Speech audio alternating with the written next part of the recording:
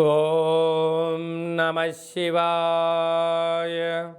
ఓం నమో నారాయణాయ. ఓం శ్రీ నరదిష్టి నివారణ కాల భైరవాయ నమో నమః. ఓం శుక్ర అరిష్టేతు సంప్రాప్తే శుక్ర పూజాంచ కారయేత్. శుక్రధ్యానం ప్రవక్ష్యామి కలత్రత దోషపీడోప ఉపశాంతయే. హరి ఓం. మా ఛానల్కి స్వాగతం.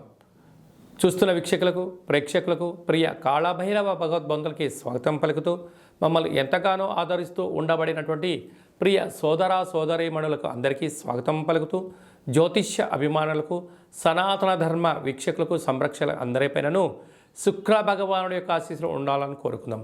శుక్ర భగవానుడు అనగానే కలత్రతకారకుడు, యోగకారకుడు, భోగకారకుడు, సంపూర్ణ నూతనమైనటువంటి జీవితాన్ని ప్రారంభించాలి అనుకుంటున్న వారందరికీ నిండా ఐశ్వర్యం, ఆరోగ్యం, ధనం, ఇహపరమైన సుఖ సౌఖ్య భోగ భాగ్యాలను కలిగించేటువంటి వారే శుక్ర భగవానుడు.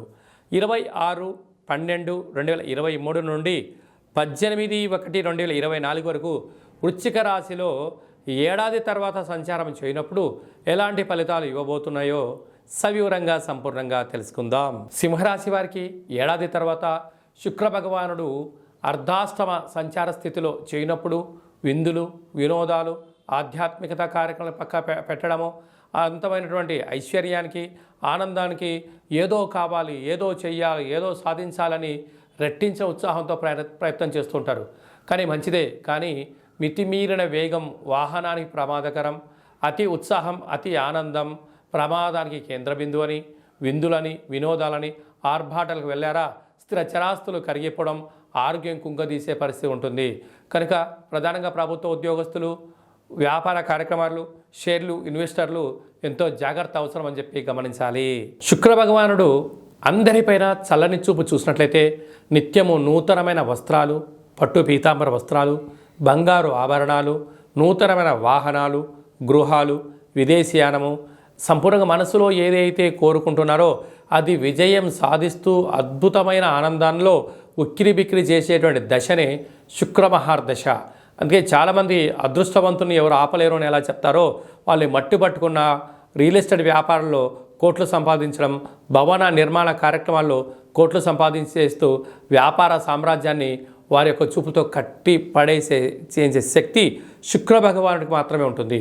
కనుక ఈ శుక్రుడు ఒక్కొక్కరి జాతకంలో ఒక్కొక్క రకమైన ఫలితాలు ఉంటాయి. కనుక శుక్ర భగవానుడి యొక్క ఆశీస్సులు కలగాలి అన్నట్లయితే ప్రతిరోజు మీరు స్నానం చేసేటప్పుడు కొద్దిపాటి సంపెంగ నూనెను కానీ లేకుంటే ఇంకా మల్లెజాజితో కూడుకున్నటువంటి సుగంధ ఫ్లేవర్లు కలిగినటువంటి పన్నీటిని నీటిలో వేసుకొని స్నానం చేయడం, ప్రతి శుక్రవారం పూట తెలుపు వస్త్రాలు ధరింపచేయడం, ప్రతిరోజు పూజ చేసిన తర్వాత ఇండ్లంతో సుగంధ పరిమళాలతో ఒక ధూపాన్ని సాంబ్రాన్ని వేసుకోవడం, వస్త్రాలకు కొద్దిపాటి అత్తరు, సెంటు, పన్నీర్ లాంటివి నిత్యము పూసుకోవడం, అలాగనే బొబ్బర్లతో కూడుకున్నటువంటి ఆహారాన్ని తినడం, అలాగనే ప్రతి శుక్రవారం పూట కళవు వెంకటనాయక అన్నట్టుగా వెంకటేశ్వర స్వామివారికి అప్పాలను, వడలను నైవేద్యంగా పెట్టడం, వెంకటేశ్వర స్వామివారికి తులసిమాలను సమర్పించడం వల్ల అద్భుతమైన యోగం కలుగుతుంది.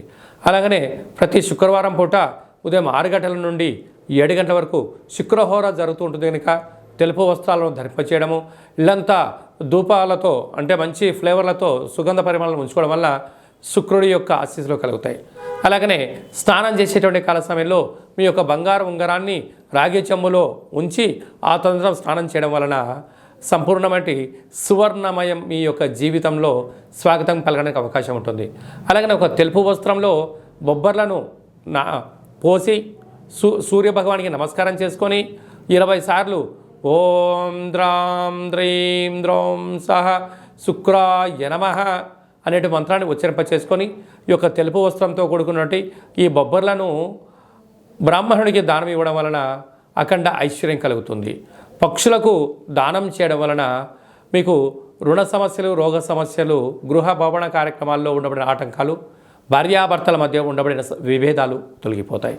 అలాగనే గోమాతకు ఆహారంగా ఏర్పాటు చేయడం వలనట్లయితే సంచిత, ప్రారబ్ధ, ఆగమి కర్మలు కూడా తొలగిపోతాయని చెప్పి గమనించాలి.